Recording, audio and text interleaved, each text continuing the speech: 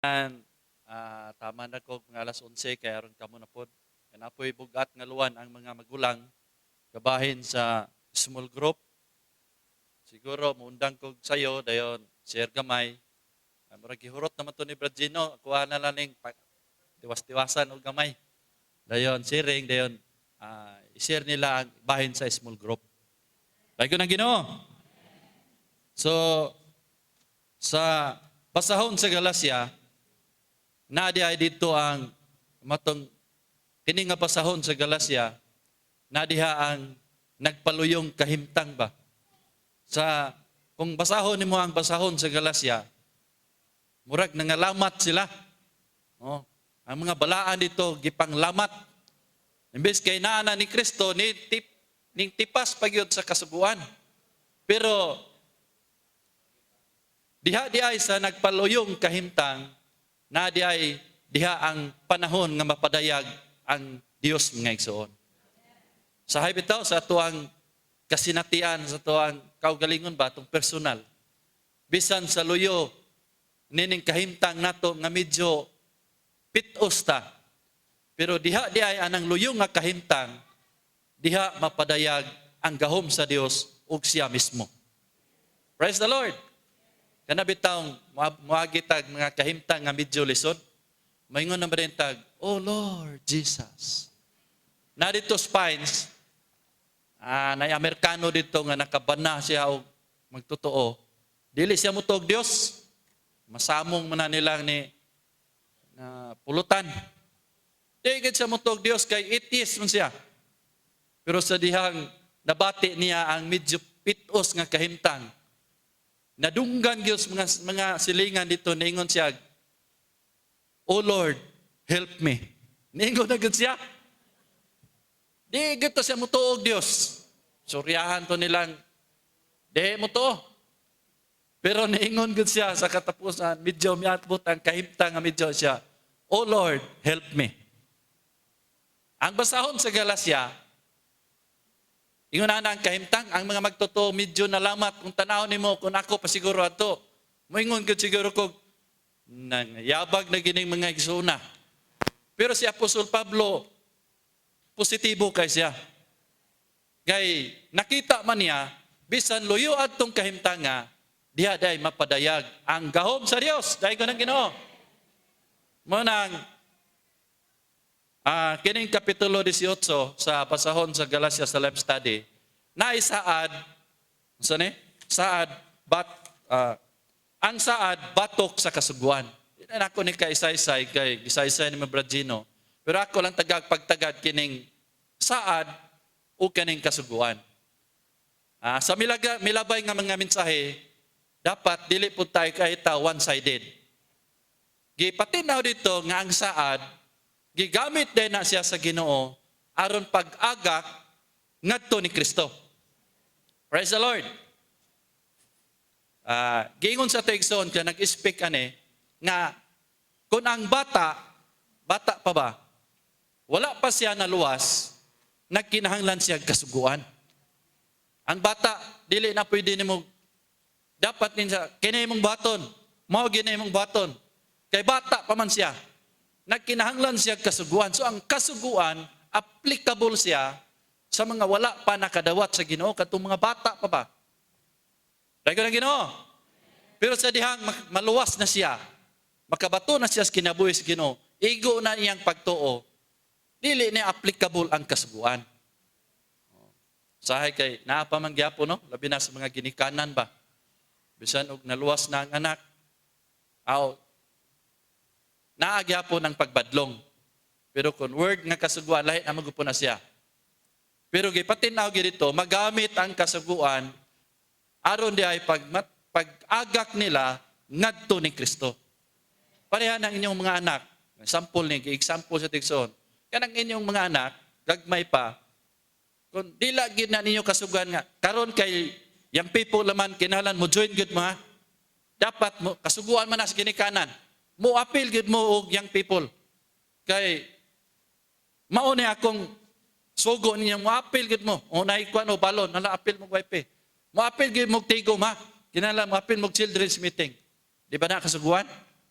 kasuguan. Pero kung maluwas na, dili na pwede. Naluwas naman. Dahil ko ng Ginoo. So magamit siya aron mag-agak day ngadto ni Kristo. Ingon din nga sa mga Israelites kanhi gigamit ang kasuguan, ingon nato igsoon, temporaryong gigamit sa Dios ang kasuguan aron ibutyag ang iyang katawhan nga dili hustong nakaila sa ilang kaugalingon o sa ilang kahimtang. So naay kapoy kasuguan. Unya ako ning isgutan tong usa ka example. Gigamit sab niya ang kasuguan isip tigbaton nga mobantay ug moamping sa katawhan ingog kuyog tigagak nga modala nila ngadto ni Kristo. So ang kasuguan applicable lang adtong panahon na. Nya kay ang mga Sabadista kay mag-apply man pud sila ron. Unya kay applicable ra man to adtong mga panahon sa mga Hudiyo. Manabi tatoy namo poy koy sili amigo niya silingan namo ba pines. Iyag yung ingnon man ko niya, ikaw bradre, Kristohano man jud ka nagbasa man kay Biblia. Iya man jud kung patuon anang yang sa Sabadista man siya. Murag medyo nakuhit po akong kaugalingon ingko nga Brad ang kasuguan applicable latos mga Hudiyo. Unya Hudiyo day ka. Ako sang gina medyo action sa kuan. Sa dili man kaygo man as Biblia gisulat man as Ginoo. Ini kabirnes sa gabi alas 6 tama no alas 6 po Sabado di na gyud ka mulihok. Ingko sure ka. Agoy kay anang laag ko dito ko maglagan. Nakit-an man ako siya nga Bernes sa alas 7 sa gabi nagkabuog tubig. Akong Brad, nakasala na jud ka. Kay nagkabo kag tubig di dapat mo pahulay na ka di na ka magkabo. Ning lantaw siya nako. Natanaw lagi. Manang ang kasuguan applicable ato mga panahon. Kay giagak man sila ang mga katawhan sa Israel ngadto sa pag-alagad sa Ginoo.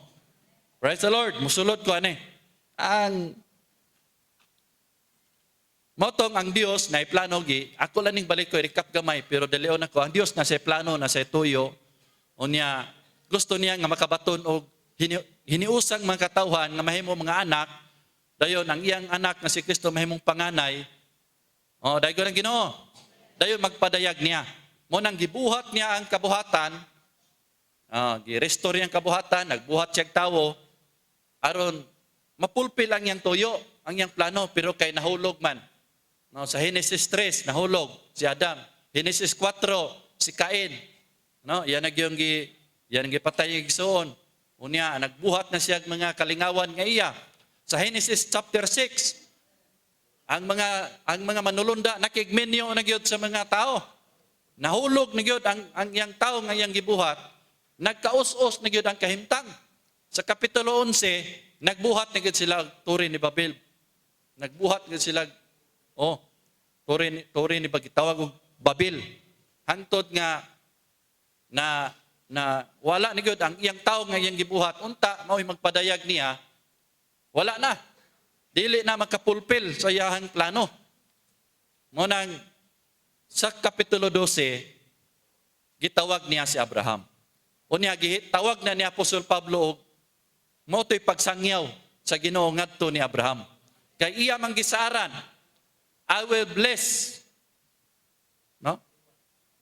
Ito akong cellphone.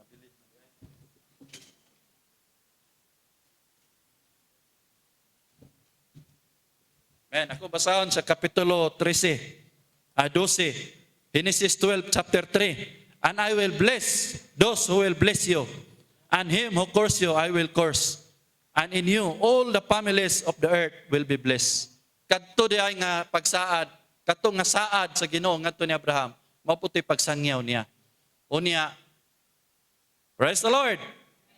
Naapilta niini nga saad. Wala ba ta malipay nga naapilta niini nga saad? Ang Pilipinas na panalanginan, nakabatunta niining tulusa nga Dios mo yatong pagpahimulos. Daygo ng Ginoo. Pero gingon niya Brad Gino, kini nga saad Wise magud po ni si Abraham. Kay mura siya magduha-duha pa.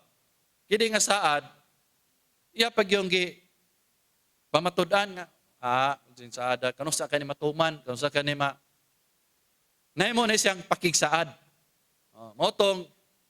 Motong ang mga katauhan sa Israel, human niya gisaran, motong og makasala sila, maghalad na sila og kuan, no? Diha ni Adam, naatay, unsa man? Diha ni Adam, naatay sala og tunglo. Apan diha ni Abraham, naatay saad sa Dios. Dahil ko ng Ginoo.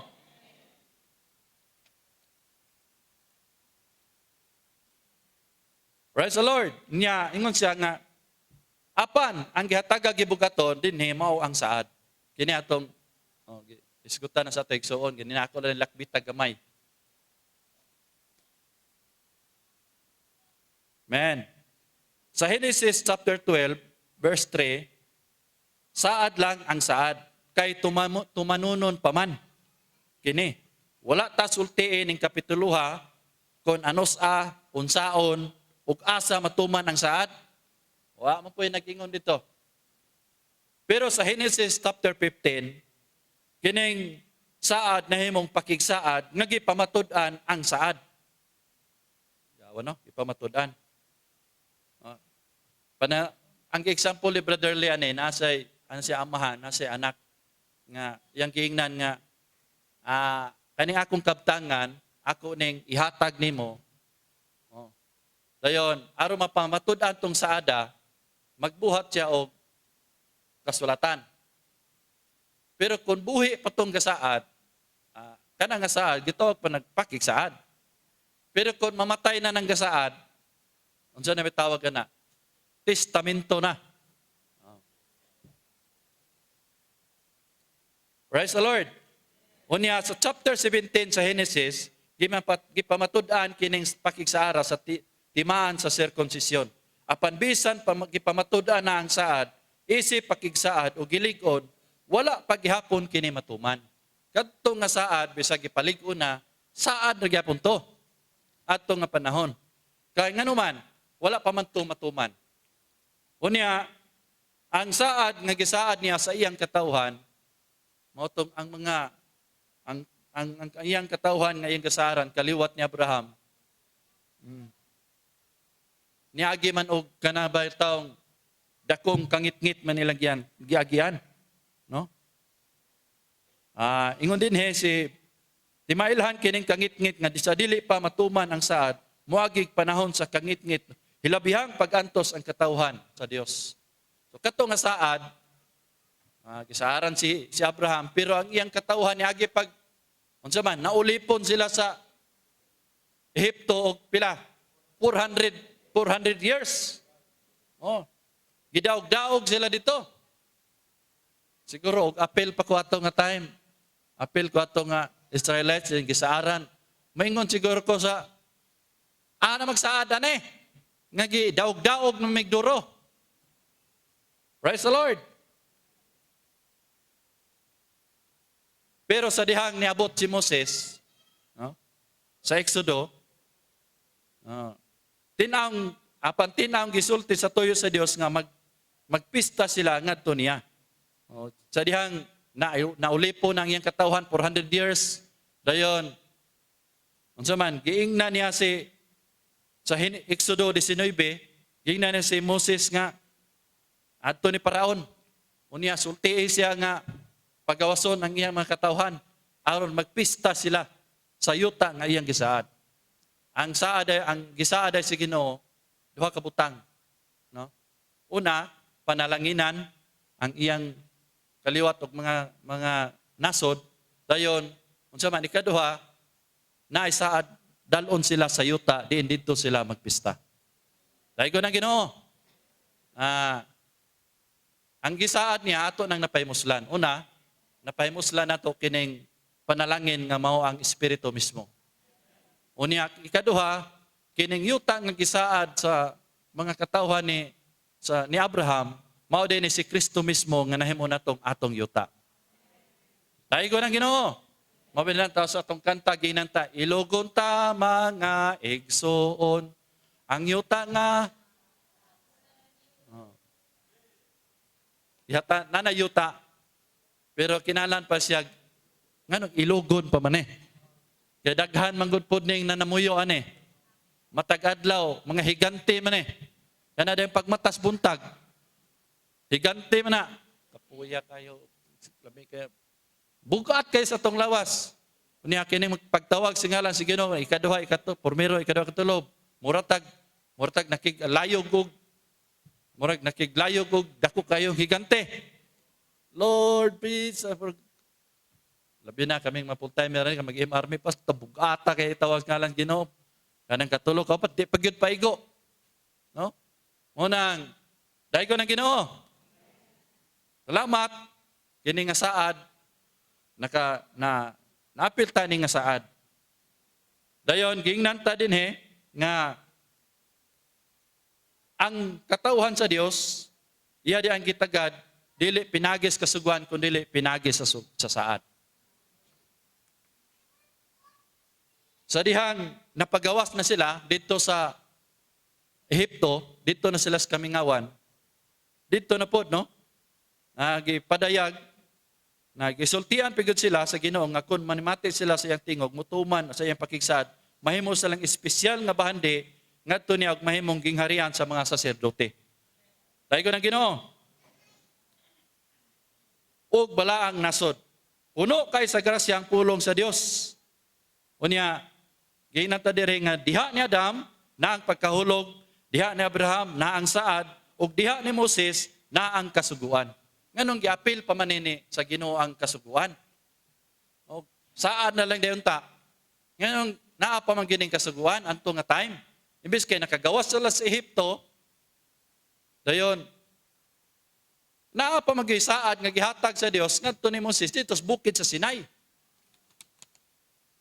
Mo nag dire sa sigon sa kasuguan og pinagis tabernakulo, kini di ang kasuguan mo ni ang pagtagad sa Dios. Ingon siya nga, gitagad sa Dios ang mga anak sa Israel sigon sa kasuguan pinagi sa tabernakulo. Aron masabtan nato ni akong tiwasog basa, wala makontak sa katauhan sa Dios sigon sa kasuguan. Nakontak kinuon nila siya pinagi sa tabernakulo ug sa kahugpungan sa saserdote ug sa mga halad. Kining tulo, diha makontak ang Dios pinagis tabernakulo, kahugpungan sa mga saserdote, ug halad, ug sa mga halad. Kining tulo di ay, ang katumanan ani, mao di si Kristo. Kining tabernakulo, mao ni si Kristo mismo. Ingon bitaw siya sa Juan 1:14, nga, unsa may gingon dito? Ug ni tabernakulo. Ang pulong na himong unod, ug ni tabernakulo.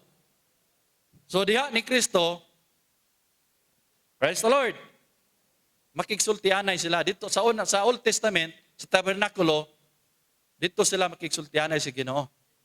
Na diha ang presensya sa Ginoo. Diyan ikaduha, kining kahugpungan sa mga saserdote. Kining kahugpungan sa mga saserdote, mao ni ang iglesia karon. Dahil ko ng Ginoo, na diha ang makigsulti ang Dios. No? Unang panahon, na mga kuan ato sila sa kahugpungan sa mga saserdote. Ato sila makigsulti. Dayon ikatulo kining halad. Kining mga halad mao ni ang cross ni Kristo mga igsoon. Dahil ko ng Ginoo. Sa hulagway, gisaad sa Dios ni Abraham, gitagad sa Dios ang katawhan sigon sa kasuguan, pinagi sa tabernakulo, sa kahugpungan sa mga saserdote ug sa mga halad. Kining tulo ka butang.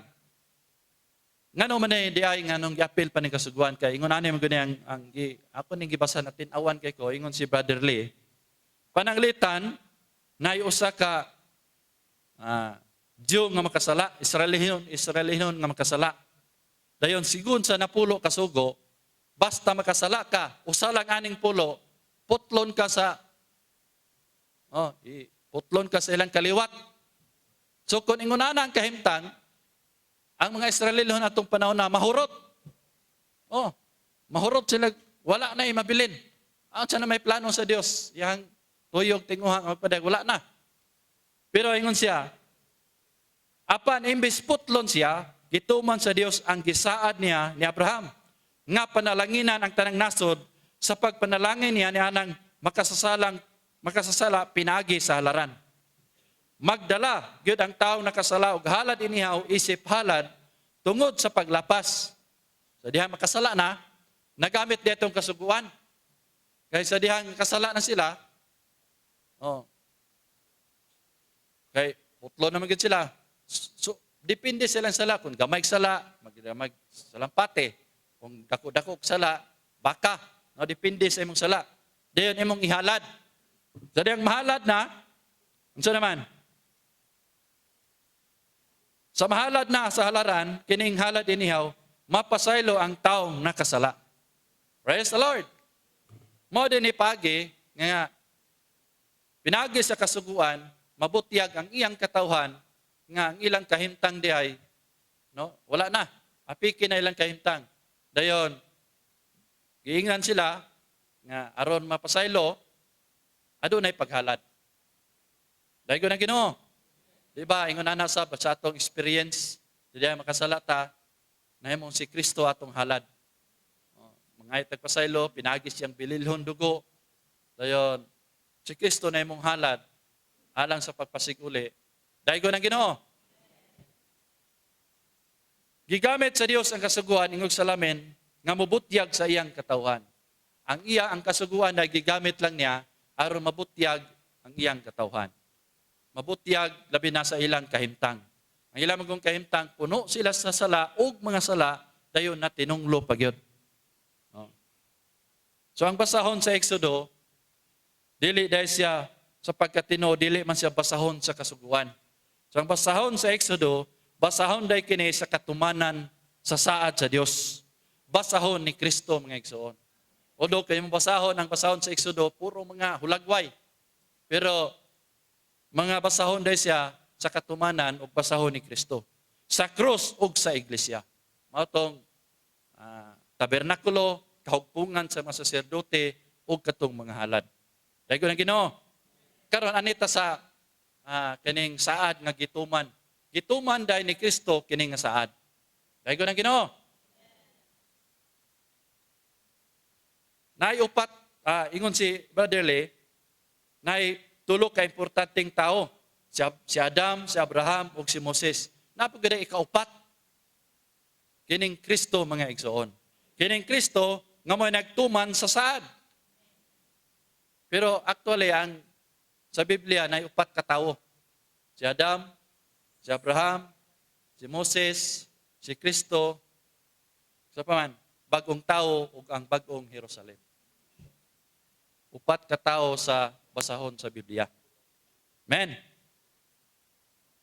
Gituman ni Kristo kining Sara sigon sa matarong nga gipangayo sa kasuguan, gihatag pinagi ni Moses. Kani magong kasuguan na siya'y gipangayo nga pagkamatarong. Wa man niya mo'y makatuman ani. Si Kristo raman ang nakatuman nining gipangayo.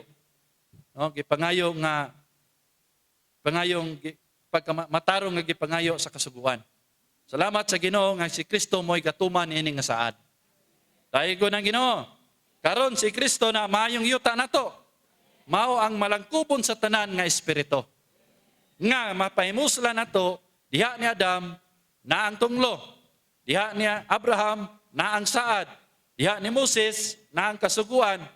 Panday ko ng Ginoo, diha ni Kristo na ang katumanan sa saad. Na panalanginan nata mga igsoon. Kinsa pa may wala na panalangin ni ani. Pero usa ni siya kahagit nato. Gusto ba ta nga ingon si Brother Lee, gusto ba ta nga mapanalanginan ang atong mga parente? Ang atong mga silingan. Kanang atong mga parente, atong mga silingan, ang naa nila, sala ug tunglo ra gyud. Kanang panalangin na dili ni panalangin kanang material nga mga butang. Kundi kining panalangina, mao ni ang tulo usa nga Dios. Takdo po ni sa isulti niya sa mga igsoon, labi na sa small, bahin sa small group. No? Gusto gyud ang Dios nga mapanalanginan ang tanang katawhan. Munang matagusan nato ingon nga mga serving ones. Dili bisan ako hagit nako ni. Daghan pa kay kog parente nga Wa pa pud sila na panalangin eh. No? Pero unya, isulti nila, naay mga paagi. Sayon ra kayo, mga yanong paagi. No, aron pud sila mapanalanginan mga igsoon. Mapanalanginan sila sa tulosa nga Dios. Dahil ko ng Ginoo. Kani gitawag ta ni Apostol Pablo og mga sakop sa panimalay sa pagtuo. Ang mga sakop sa panimalay sa pagtuo mao ang katawhan sa iglesia. Dili ta mga taong nagbuhat, mga tao ta nga nanimati. Dahil ko ng Ginoo. Pinaagi sa pagpanimati, nadawat nato ang pagtuo. Unya kini nga pagtuo nga kinahanglan pa din ni kanunay patang manimati aron maligon pa ning atong pagtuo. Muna nga kinahanglan tag meeting after meeting. Kay diha sa mga meeting, diha ta maligunan ang atong pagtuo. Labitang mamati, labi sabtang maligunan ang atong pagtuo. Labing budako ang kahimuan nato sa pagpahimulos sa panalangin. Kana di ang nakulangan og pagpahimulos, nabitaw nga luya. Nabitaw nga luya, ako niagi man kog kaluya. Umagi maluya ta ba? Ang ato dayang pagtuwa na mo gamay ba? Mo gamay ang atong pagpahimulos. Ang atong pagtuo sa pagpahimulos sa tulos sang Dios, mo gamay na. Mo nang nagkinahanglan tang manimati kanunay sa pulong sa Ginoo. Mo nang matag buntag dinig mata nato sa dili pa ta mag-morning revival. Mayingon kita, Ginoo, i-circumcise ang akong dalunggan aron makapaminaw ko sa imong pagpamulong. Akong kasinatian, basin inyo po ng kasinatian, kanabitang dili ta ma-circumcise atong pandungog. Kung ang igsuon mo, sir, murag wa tay pagtagad. Ngayon ta. Pero, kadto nga igsuon, nga gigamit sa Ginoo aron siya mamulong ang Dios, wala lang ma-circumcise ang atong dunggan. Munang, makaingon ta ba nga, sa puning igsuon na mo, sir, nga, wala kayo tay appreciation sa ilang siring. Sulay mo na, ako nakasulay gyud ko na. Munang mampo ko Ginoo, i-circumcise ganay akong pandungog. Nga ma-appreciate nako ang pagpamulong sa mga igsuon. Labi na ka ng morning revival. Munang buntag sa iyo ba nga, bitaw mo ato tag pamulong. Mailhan man nimo ng taong di mo appreciate sa gipamulong sa igsuon. Di gyud mo amen. O dumdo bantay man na. Na, lingaw-lingaw. Kayo kay cellphone. Labitang mamati, labisab nga malig-on ang atong pagtuo. Muabot ang pagsulay, nawala na. Asa naman si Brajisi? Nawala naman aning ang meetinga. Ang goy, ang pagtuo di ay wala na. Ning ana, ning kunhod nagmayo. Nganuman, di man mamati, di man manimati, sa pagpamulong sa pulong sa Ginoo. Ang pagpamulong sa Ginoo dili man kay sa Hebro, ang pagpamulong sa Ginoo mamulong man siya diha sa anak ug diha sa iglesia, mamulong ang Ginoo mga igsoon. Diha sa atong sulod, mamulong sab siya. Praise the Lord. Mo nang mga tao gyud tatang mga tawag-untag, mga pagtuo. Gani, nakoy nadunggan sa diyang nag-training kong PTO. Gitawag tag, mo nang tawgon tag mga magtotoo. Nahanap po ng mga magtotoo. Ano man, kay damorta, manimate, damorta, motoo. Unya, kinirabang atong pagtuo, mauday na nahimo siyang, unsa man, salamin sa grasya. Ay nahimo siyang mura ba picture sa grasya. Kaya nag-example sa tekson, mura daw na siya kamera. Ang grasya mao ang talanawon. Unya ang atong pagtuo mao ang kanabang murag unsay example murag kanabang pill nga inig click check ang panan-awon nga nas gawas mapatik sa atong sulod. Praise the Lord. Kumusta naman ang atong pagtuo? Kining grasya nga mao ang Kristo mismo na no? Wala pa kayo, no? Gigamit sa pagtuo sa mga kamera ang gigamit sa paglitrato sa talan.